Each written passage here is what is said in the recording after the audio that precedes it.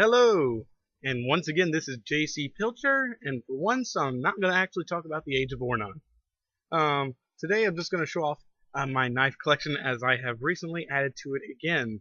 Uh, Starting off the first one, this is something that I was given for Christmas many years ago. I think it was, I don't know, it was a very long time ago. But this was my first knife that I have owned. I've had it for a many number of years, and actually this is what I started throwing with to get me interested in knife throwing. Very nice knife. It's been very practical, but if anyone who is used to throwing knives looks at this, they'll realize it's kind of short for a throwing knife. Not something you want to depend on very much. So after a while of throwing that little thing around and deciding, hey, maybe I should actually get into throwing some knives. Some knives are actually meant for it. I went and purchased these, and I had showed these on another vlog before. I quit throwing them after I started getting some of my cold steel knives, and like them a lot, surprisingly, even though they were cheap and one of them broke. Believe it or not, as I'm continuing to work with all my knives, these are the ones that I stick most often. That's a surprise to me, but hey, means I got more for my buck, I guess. After I bought those knives, I promoted to a cold steel knife. This one, the True Flight Thrower. Really great knife. I like it a lot for throwing. My biggest issue is if I'm not using a no spin throw style, if I'm trying to do a spin style throwing, this kind of gets in the way a little bit. This little, I don't know what the technical term for it is, but it's a little bit of a pain in the neck. As you see, let's put it in the camera. It's kind of fraying a little bit right here. It's going to break off, and that's okay with me. I'll just cut it off, and because it's a one-piece handle, so it's not like I'm really going to destroy it. It'll probably make it easier to throw. The biggest issue I have with this knife is it's a brilliant cutter. I mean, I can just cut through anything that is as long as this. Let's get it in the camera. There we go. Anything that's long as this, I can cut through it with ease. The problem is, anyone who throws knives knows that if you're spin throwing, you're grabbing by the handle and throwing. Most do it kind of in that sort of way. With a knife this sharp, you're going to cut your hand form off. So I either have to modify it or I hold it like this. Kind of awkward to me. I've seen some people who actually do that, and we'll get on YouTube saying this is how you ought to throw. But even that I'm not comfortable with. So, if I was to advise someone to buy a knife for throwing, I probably wouldn't advise this knife. This knife is a great all-around knife. Something, if you want to go out and cut some stuff, it's good for that. And if it's want to throw, it's good enough. And it's really good for the no-spin throwing. At least I have that. Now, the next knife I got is the one I was showing off for Christmas, the Sure Flight Thrower. Yes, or Sure Balance Thrower. That's more like it. This one, when I first used it, I didn't like it. Then, as I said in that other vlog, as I used it more, I learned to like it more. Now, as I've used it more, I don't like it. For me, it's really well designed, I think, for spin throwing. The problem is both of these edges are very sharp. Now, with that one, the True Flight Thrower, as I said, I could modify it and hold it like this and throw like that. Even with throwing like this, you can't handle throw it lest you cut your fingers off in the process. So for me, it's great if you're just going to throw it from one handle, from the handle, but I mean, you're just talking about a long distance. You have to, only particular distance you can throw. You don't have a lot of options with this knife. And for no spin throwing, I struggle a lot with it. It just feels, these knives, while cheap as can be, they just feel right when they come out of the hand, as does the True Flight Thrower. But this one just feels a little clunky, and I have to work really hard. Also, one thing I've noticed that it's really hard to stick. You have to land it just right and really hard. You look at that, this little pencil blade. See how thin that knife is. Sinks really well if you hit it. This one, it tapers out, gets kind of broad across the spine, as you see, but it's about almost an inch, maybe a half an inch or so, before it fully gets to its biggest width and opens up the biggest hole. This thing, very broad, and gets very broad very quick. So I find unless you throw it really hard, that kind of quick expansion kind of makes it want to fall out even if you throw it right. So you got to throw it right and throw it with some power to really get it to go in. The great thing is with the weight it has, it's really good at sticking. The board I'm using for practicing, I don't think it's the best one. It's a little harder than I would prefer. What I really like to do is come across some stumps from a tree somewhere and use those. Those usually make great targets. But with that said, that is all of my throwing knives. Over Christmas, I got not over Christmas. I used some Christmas money and stuff to buy a just for fun knife, one that I don't plan on throwing. And I think it's more for looks than anything else because it's certainly not practical, but it is freaking awesome.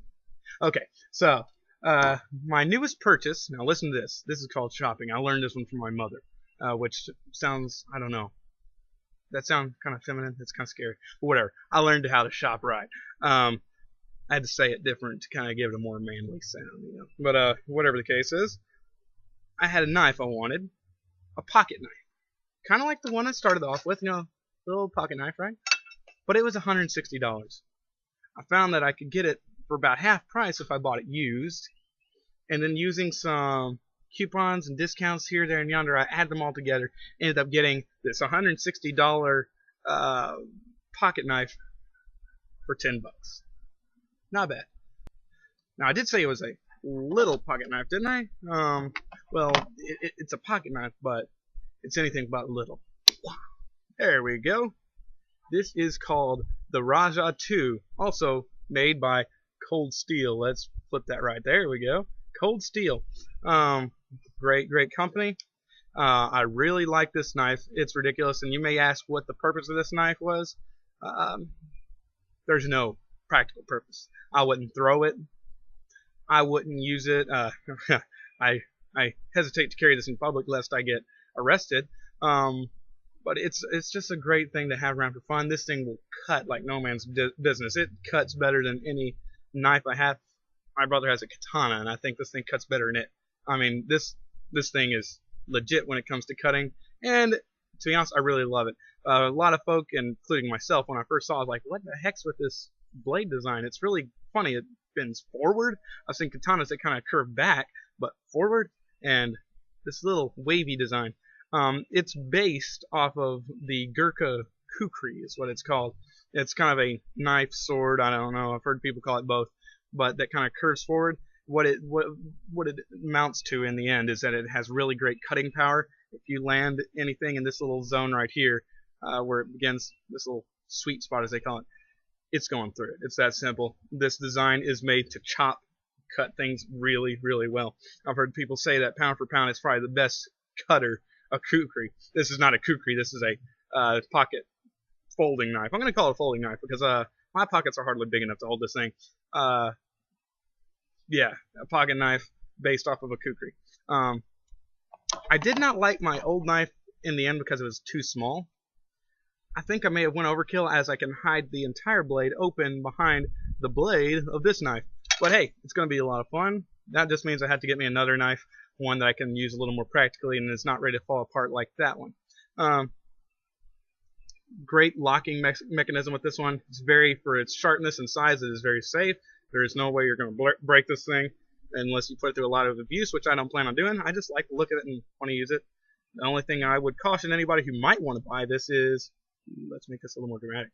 You close it, you close it, you close it, you close it, and when you get to a certain point, ooh, it snaps. You don't want your fingers in there. Believe me, it's not going to end well. I was doing a lot of hand motions the other day with this thing. Actually, not the other day, this morning. And cut my finger with it. Just right by it. So it's very sharp. You definitely don't want to get your fingers stuck in that. I can only imagine what it'll do to you. And especially if you got gravity working on its side, with it. Definitely come down really hard. So I would advise being very safe if ever you want to purchase a knife like this. For me, I think the coolest thing that I have found is its drawing capability, and here's what I mean by that. Now, as you see, on this knife we have this little ridge. It's made for flipping the blade out. But one reason that they have made it on both sides, because some knives have that, usually on one side or the other, it is made for right or left-handed people. But this knife is got on two sides for another reason. Say I've got it in my pocket, and I need to deploy it quickly. Let's say it's a self-defense situation. You can grab the thing, and it catches actually on your pants and whips out. Pretty sweet. Not that I plan on being in a self-defense situation, but hey, if you were, that's enough to scare someone off. Just to kind of do it again, because it's really darn awesome. That quick. It's not a switchblade. It's a folding knife, but it comes out really, really quick. And I'm sure the sound was loud enough to where you could hear that click. There you go. Very intimidating. If I was, really a no-gooder and was going to rope somebody, and I heard somebody flip out a massive thing like this and it make that sound, I'd be like, I'm going to wait for the next person. So with that said, there's my collection. Let me just run them all by again. The Old Timer, which is actually the brand name. It's not just because it's my old knife. My Old Timer has become an Old Timer. My little, I don't know what these were called. It doesn't matter. It was made by a nobody. I think it said Arrow Blades. I'll call them the Arrow Blades, whatever.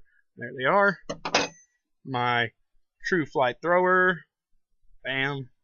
And, of course, the ever clumsy Sure Balance Thrower. And my new favorite, just because it's new, but I'm not going to throw, the Rajah 2. So that's my knife collection. Still expanding. Anybody know of really good throwing knives that don't have the issue with the sharp edges? Please let me know. I'm looking for a good place to buy some where I can do both no spin and spin throws without endangering my hand. With that said, God bless. Have a great day.